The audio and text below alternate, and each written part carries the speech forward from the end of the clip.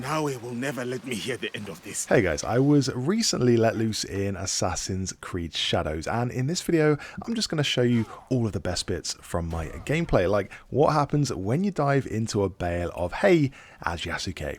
He does maybe the worst dive in Assassin's Creed history. It's actually impossible to climb up here manually, but I found out that if you select any of your fast travel points, you can actually choose to spawn in as either Yasuke or Naoe. And yeah, Yasuke is not good up here. He has very little climbing skills.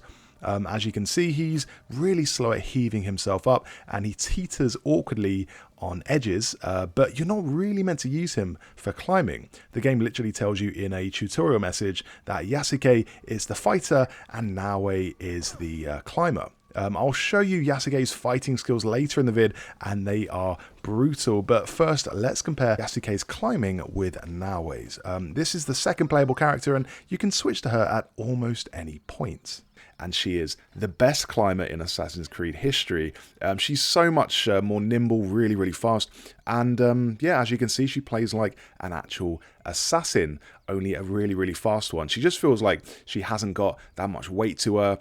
She's more of like a nimble shinobi character, and that's the way she's been designed. I mean, she probably weighs about 110 pounds, so you can do all the moves that you can do in any Assassin's Creed game, such as the aerial takedowns, the run and slide, walk up behind people, assassinate them, drag them off into the darkness, all this stuff, and use eagle vision, all of that stuff. It just feels super slick and satisfying clearing out outposts in this game. I mean, the thing that really changes it is just how fast your crouch walking speed is, because you're going to be spending a lot of this game crouch walking, and the fact that it's actually quite fast speeds everything up and makes it all the more slick. The other thing I like to do is use my daggers, take down the bells so people don't raise alarms, and also just take down actual humans. That works as well. So yeah, I mean, it's a tried and tested thing in Assassin's Creed games, just taking down outposts after outposts, but you know, it doesn't really get old considering the amount of movement options are available to you, and just the fact Naoe is a really nimble character to use. And in contrast to that, Yasuke just crashes straight through the front door. Like, if you sprint at a door, you will literally crash through it. Usually that's your only option because, as I say, you can't really climb any wall that's probably above 6 feet high. And I mean, like, the moveset is completely different. So here's how combat works. When you see a blue light above an enemy's head, you press LB to parry. This briefly stuns them so you can then counterattack. When there's a red light above an enemy's head, you press the B button to dodge, and that kind of slows down time and signals an unblockable attack. That's the same for both characters, but Yasuke has some insane moves at his disposal, like you've seen that kick there, which it's like a superhero kick. It really is not something a regular human should be able to do, but it's pretty fun. He's also got a rifle, as you can see. It's quite underpowered, like you would think, you know, you can headshot someone and that will take them down instantly, but most people will take 3 or 4 headshots to actually take down. That might need some tweaking. But hey, I think it's not that overpowered, because there is a danger it could be overpowered if they let you just take out anyone in one shot. Added to that, it's got a really slow reload as well, so yeah, you can rely on the gun, but you're not going to overly rely on it. Another special move Yasuke has is this sort of samurai standoff where he stands really still for a bit and kind of taunts his opponent and then just unleashes this flurry on multiple people at once. Screen turns black and white and then blood kind of comes out. It looks really stylish. And yeah, the other thing that really impressed me about this game is the level of destruction. So as Yasuke, I just went in someone's house here, charged through all of the paper walls and the wooden walls. You can slice through all of the walls like this, and everything just comes apart really naturally. Yeah, that's something you can really do to show off the power of your katana. It's a very sharp blade. But yeah, most of the houses in this game seem to be made out of paper. I guess that was just the time period. Onto the minigames I found during my playthrough of this game, and this one is sort of this button matching minigame.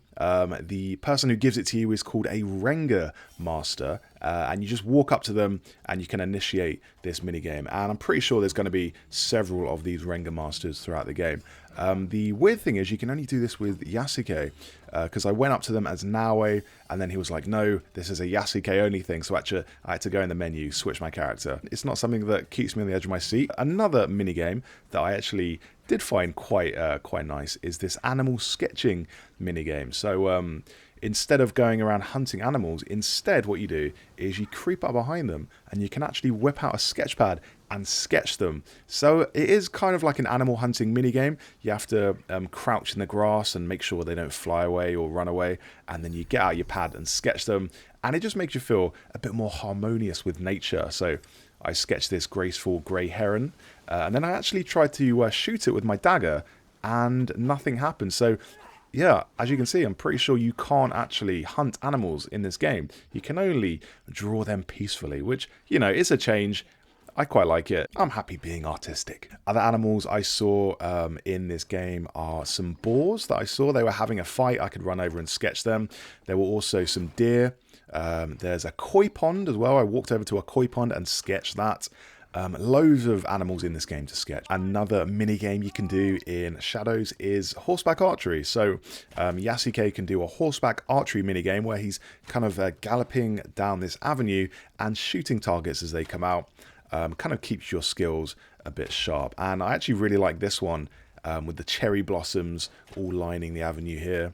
I didn't play this one myself, so this is just standard footage that Ubisoft sent me. But yeah, you can play this in the game, and there are likely going to be different kind of archery mini games spread throughout the game. Now, in terms of the quest system, this works similar to the last few Assassin's Creed games. So you have a quest board, and on that board, as you progress through the game, you're going to unlock different kind of quests and objectives and targets to follow. And just to explain the current quest that I was doing in this game, basically Naoe's father, something kind of happened to him. He was attacked. And the assailant wore a nobleman's hat. So I'm hunting down this nobleman, but the thing is I don't know exactly where they are, which is why I'm going to have to go and talk to people, use my observation skills, climb high points of interest, and basically try and track this person down. Onto the map size now, and as you would expect, the map is absolutely massive. In terms of playable area, it's about 80 square kilometers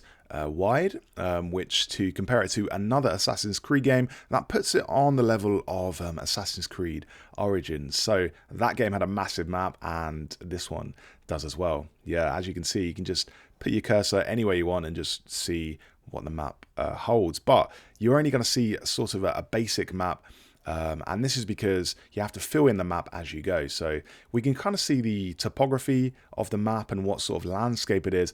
Although if you want a detailed map, you actually have to physically go to the area and then climb up a tower and then scout the environment, and that will fill in places on your map. But I mean, this map screen does give you an indication of its sheer size, and it is absolutely huge. And what I saw looked absolutely beautiful. You've got these swaying trees and the grass.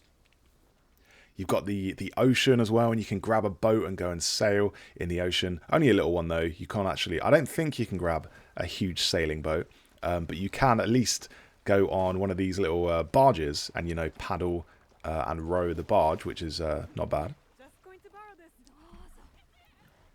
And there is a lot to see out in this world, although, as mentioned before, I do like to explore more as Naoe than Yasuke, simply because she's a climber and Yasuke can't really climb. So in this sequence, what I did, I just rode my horse out, and I found this really tall sort of mountain here, and it turns out this is a quarry. This is a stone quarry, and inside this quarry, there's like sort of like an entrance in the rock, and I went in and I found a really nice dagger, which I will add to my collection. So yeah, loads to see and loads to do in this game, whether you've, you know, got an aim or not. So maybe you do have an aim to find a rare weapon or a rare trinket you can sell, then go and find stuff like that. Or for me, I just like riding around, taking in the ambience. So just riding my horse through a field looks incredible. And this is something, you know, I wasn't really interested in the time period of, you know, 16th century Japan. This is set in 1579. so 16th century, and it's not a time period I'm hugely interested in, but just comparing this to past Assassin's Creed games, it feels really, really different. So, you know, comparing this to Origins, that was, of course, all sand, and then Valhalla, that's set in England, and this looks completely different. The topography, even the lighting is just completely different, and it feels really fresh to explore this world. And there's a really nice effect as well where you ride your horse through a field and you just cause these flocks of birds to fly up into the sky. Just loads of birds, and it looks really, really nice. It happened maybe like 5 or 6 times in my playthrough, and you would have thought it would get old, but nope, never got old. I just love seeing those flocks of birds. It just makes the world feel alive. So those were all the things I noticed in my playthrough of Assassin's Creed Shadows. 4 hours on Shadows so far, but I can imagine I'm going to be playing this for a lot longer when this game comes out. The release date for this is the 20th of March. It's going to be on all formats.